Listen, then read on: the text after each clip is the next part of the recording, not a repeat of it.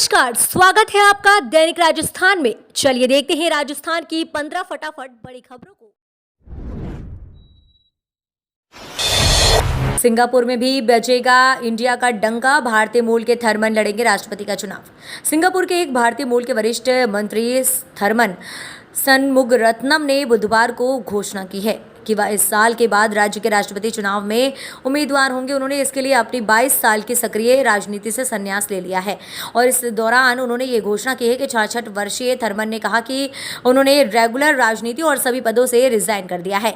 वो people's action party से जुड़े हुए हैं। आपको बता दें कि जो 1960 के दशक से सत्ता में है, उन्होंने अपने डिसीजन के बारे में प्रधानमंत्री ली हेसियन लुंग को भी बता दिया है कि वह राजनीति से अपने सभी पदों से इस्तीफा देकर सितंबर में होने वाले राष्ट्रपति चुनाव में उम्मीदवारी करेंगे।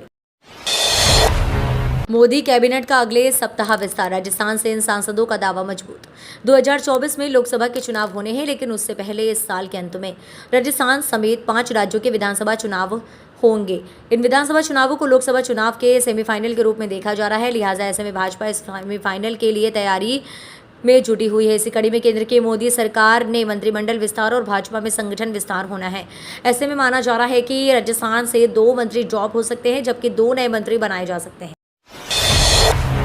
जयपुर के इस मंदिर के बाहर भक्तों के लिए लगाया नोटिस। पिछले कुछ समय से भारत के सभी बड़े मंदिरों में अमर्यादित कपड़े पहनकर आने पर प्रतिबंध लगा दिया गया है। इसी कड़ी में राजस्थान के मंदिरों ने भी पहल शुरू कर दी है, जिसमें संस्कृति और सभ्यता को बचाने के लिए जयपुर के विभिन्न मंदिर प्रबंधन में श्रद्धालुओं के लिए पोशाक तय कर दी है।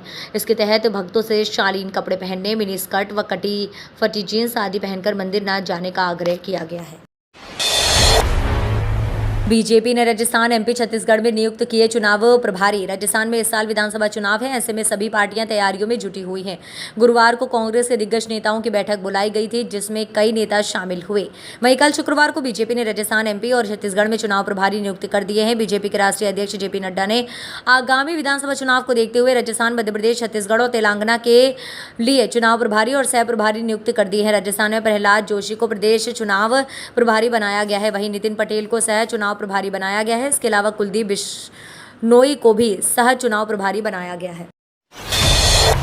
मतदाता सूचियों में नाम जुड़वाने के लिए अब विशेष क्लस्टर कैंप। राज्य में मतदाता सूचियों में नाम जुड़वाने के लिए अब विशेष क्लस्टर कैंप लगाए जाएंगे। इसके साथ ही विधानसभा निर्वाचन क्षेत्रों के मतदाता सूचियों का प्रारूप प्रकाशन अब 21 अगस्त को किया जाएगा और अंतिम प्रकाशन 4 अक्टूबर को किया जाएगा। मुख्य निर्वाचन अधिकारी प्रवीण गुप्ता ने बताया कि ट्रांसजेंडर्स के मतदाता पंजीकरण के लिए 20 जुलाई और 4 सितंबर को, विशेष योग्य जनों के पंजीकरण के लिए 27 जुलाई, 10 अगस्त व 14 सितंबर को क्लस्टर कैंप आयोजित किए जाएंगे। इसी प्रकार 17 अगस्त, 24 अगस्त और 5 सितंबर को विद्यार्थियों के लिए कैंप लगेंगे। 5 अगस्त तथा 16 सितंबर को कमजोर जनजातीय समूह के पंजीकरण के लिए कैंप लगाए जाएंगे। जयपुर, अलवर, दौसा और सिरोही में फिर शुरू होगी ग्रामीण बस सेवा। प्रदेश में एक बार फिर से ग्रामीण क्षेत्रों में राजस्थान रोडवेज से जुड़ी बसें दौड़ती नजर आएंगी। राजस्थान ग्रामीण बस सेवा की शुरुआत होने जा रही है। रोडवेज प्रशासन 15 जुलाई के बाद इस सेवा को शुरू कर सकता है। इसके लिए रोडवेज प्रशासन ने 4 जिलों में निजी बस सेवा कंपनियों का चयन भी कर लिया है। राजस्थान में भारी बारिश की चेतावनी। राजस्थान में पिछले कुछ समय से भारी बारिश देखने को मिल रही है। मौसम विभाग ने प्रदेश के कुछ जिलों में भारी बारिश का येलो अलर्ट जारी किया है। मौसम विभाग के अनुसार जालौर, जोधपुर, नागौर, पाली के साथ ही चित्तौड़गढ़, बूंदी, कोटा, करौली और भीलवाड़ा में भी बारिश की संभावना जताई गई है। प्रदेश में अगले 2 हफ्तों तक तेज बारिश से बाढ़ की स्थिति बन सकती है। नर्स और महिला स्वास्थ्य कार्यकर्ता की बम्पर नौकरियां। स्वास्थ्य विभाग में सरकारी नौकरी पाने का शानदार मौका आया है। विभाग में नर्स और महिला स्वास्थ्य कार्यकर्ता पदों पर बम्पर भर्तियां की जा रही हैं। इसके लिए राजस्थान अधीनस्थ सेवा चयन बोर्ड RSMSSB ने नोटिफिकेशन जारी किया है। जारी अधिसूचना के अनुसार महिला स्वास्थ्य कार्यकर्ता के 2058 और संविदा नर्स के 1588 पदों पर भर्ती की जानी है। इस तरह कुल 3646 पद भरे जाएंगे। भर्ती के लिए आवेदन प्रक्रिया 10 जुलाई से शुरू हो रही है। योग्य उम्मीदवार आधिकारिक वेबसाइट पर जाकर अप्लाई कर सकेंगे। पीएम मोदी ने दिखाई जोधपुर साबरमती वंदे भारत ट्रेन को हरी झंडी। राजस्थान को एक और वंदे भारत ट्रेन की सौगात मिल गई है। प्रधानमंत्री नरेंद्र मोदी ने ट्रेन को हरी झंडी दिखाई है। Semi high speed train Vande Bharat express शुक्रवार दोपहर को जोधपुर रेलवे स्टेशन से साबरमती के लिए रवाना हुई। हफ्ते में 6 दिन यात्री इस ट्रेन में सफर कर सकेंगे। 9 जुलाई से ट्रेन अपने रेगुलर रूट पर दौड़ेगी। वंदे भारत ट्रेन जोधपुर से साबरमती के बीच पूरे 6 घंटे लेट है। इस रैली को 12/461/12/462 नंबर दिया गया है। ये ट्रेन सप्ताह में सिर्फ 6 घंटे चलेगी। मंगलवार को इस ट्रेन का संचालन नहीं होगा। राजस्थान के चुनाव प्रभारी बने प्रहलाद जोशी। जेपी नड्डा ने सौंपी जिम्मेदारी। राजस्थान में होने वाले विधानसभा चुनाव को देखते हुए बीजेपी ने चुनावी प्रभारी का ऐलान कर दिया है। प्रहलाद जोशी को राजस्थान का चुनाव प्रभारी बनाया गया है। भारतीय जनता पार्टी के राष्ट्रीय अध्यक्ष जेपी नड्डा ने उन्हें यह जिम्मेदारी सौंपी है। बता दें कि बीजेपी के राष्ट्रीय अध्यक्ष जेपी नड्डा ने छत्तीसगढ़ सहित राजस्थान, मध्य प्रदेश और तेलंगाना में होने वाले विधानसभा चुनाव के लिए चुनाव प्रभारियों की लिस्ट जारी की है। गुजरात चुनाव में अहम किरदार निभाने वाले चेहरों को राजस्थान में भी अहम जिम्मेदारी बीजेपी ने दी है। राजस्थान के पड़ोसी राज्यों से आने वाले नेताओं को चुनाव का अहम जिम्मा सौंपा गया है।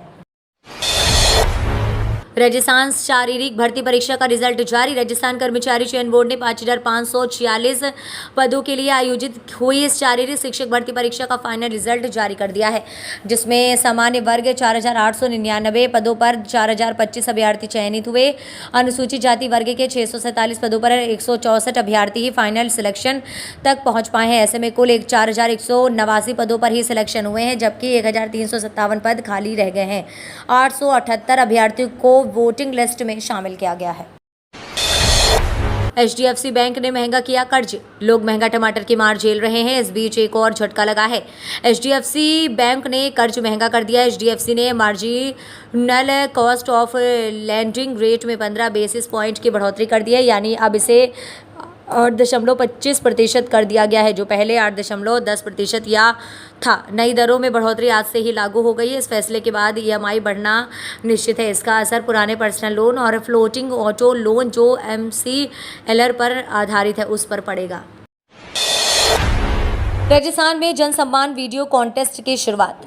अशोक गहलोत सरकार ने जन कल्याणकारी योजनाओं के लाभार्थियों के लिए एक जन सम्मान वीडियो कॉन्टेस्ट शुरू किया है। इसमें रोज के रोज पुरस्कार दिए जाएंगे। पहला पुरस्कार 1 लाख रुपए का होगा, दूसरा पुरस्कार 50,000 रुपये और तीसरा पुरस्कार 25,000 रुपये को होगा।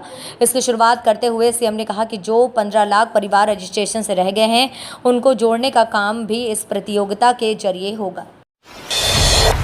राजस्थान कांग्रेस में दिखेगा सोशल इंजीनियरिंग का फॉर्मूला। प्रदेश कांग्रेस में कार्यकारिणी विस्तार और जिला अध्यक्षों के रिक्त पदों को भरने की कवायद अंतिम दौर में है। इसे लेकर दिल्ली में मंथन चल रहा है। कांग्रेस हलकों में चर्चा है कि इनकी नियुक्ति में विधानसभा चुनाव को देखते हुए सोशल इंजीनियरिंग का फॉर्मूला देखने को मिलेगा। बताया जाता है कि नियुक्तियों में जातिगत और क्षेत्रीय संतुलन का ध्यान रखा जाएगा। चर्चा है कि विधानसभा चुनाव के मद्देनजर पार्टी में कार्यकारिणी विस्तार और जिलाध्यक्षों की नियुक्ति SC, ST, OBC और अल्पसंख्यकों पर फोकस रखने को लेकर मंथन हुआ है। CM साहब ने राजस्थान में महिलाओं को फ्री एंड्रॉयड फ़ोन देने की घोषणा की है, जिसके बाद राजस्थान के व्यापारियों ने CM से गद्देदार कुर्सी की डिमांड कर दी है। दुकानदारों ने कहा कि हम पिछले 3 पीढ़ियों से 15 घंटे काम कर रहे हैं, ड्यूटी दे रहे हैं, लेकिन हमारी मांगें पूरी करना तो दूर, सरकार सुनती तक नहीं है। सबसे ज़्यादा टैक्स व्यापारी देते हैं, लेकिन हमारी सुविधाओं की बात पर सरकार पीछे हट जाती है।